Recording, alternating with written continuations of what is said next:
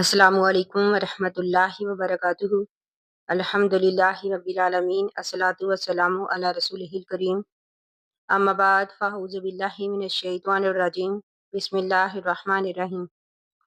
मौजूद सामियत, रमज़ानुल मुबारक का महीना रहमतों और बरकतों का महीना है, और जब रमज़ान में जुमा का दिन आ जाए तो इसकी फजीलत और भी ज़्यादा बढ़ जाती है। तो आज की वीडियो में हम इंशाअल्लाह एक ऐसा आसान अमल बताएंगे जो अगर आपने रमज़ान के जुमा में कर लिया तो इंशाअल्लाह आपकी दुआएं कबूल होंगी। हमारे प्यारे नबी अकरम सल्लल्लाहु अलैहि वसल्लम ने फरमाया कि जुमा के दिन एक घड़ी ऐसी है जिसमें मांगी गई दुआ रद्द नहीं होती। तो उलमा के मुताबिक ये वक़्त जो है ज़्यादातर असर के बाद से मगरिब तक होता है, इसलिए आप इस वक़्त को ज़ाया ना करें और ज़्यादा से ज़्यादा अल्लाह ताला से दुआ मांगे। अब हम बात करते हैं कि वो कौन सा अमल है जिसे अगर हम जुमा के दिन कर लें तो इंशाअल्लाह हमारी दुआएं जो है कबूल होंगी। तो हमें चाहिए कि हम असर के बाद बावज़ू होकर बैठ जाएं।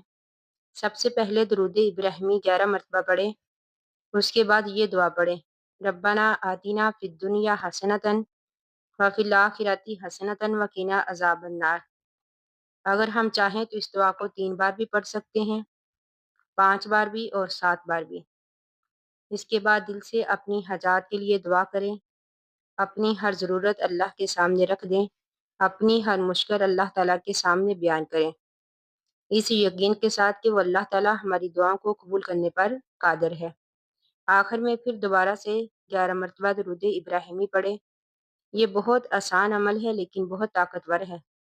अल्लाह ताला अपने बंदों की दुआओं को ज़रूर सुनते हैं।